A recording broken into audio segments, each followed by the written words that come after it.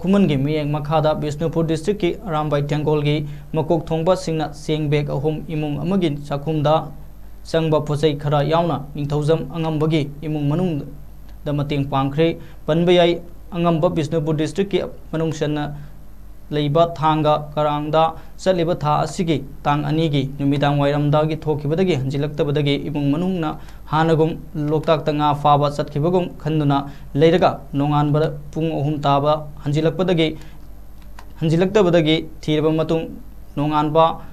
दा फपाक चाउदा लेरे हाइदुना पाउ पिबिरकपदगी इमुंग मनुंग चतुना लोखतपदा मतुंग युमदा फर्स्ट एड पीरबा मतुंग बिष्णुपुर डिस्ट्रिक्ट की रेड क्रॉस सोसाइटी की एम्बुलेंस ना लोखतलगा district hospital थमदुना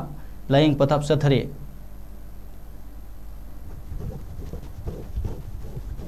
Karangde pabung ama mangin tawbadagi fangnaga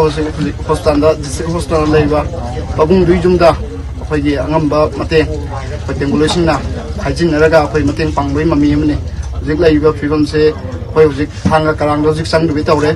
aduga myam akhoi gi manpur gi maitai bebi ba manpur myam su pang mateng leita su dum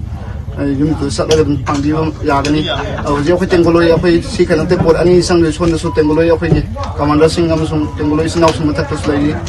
ham boina akhoi se akhoi sing khara ring sang ti thong khara ko sang jabane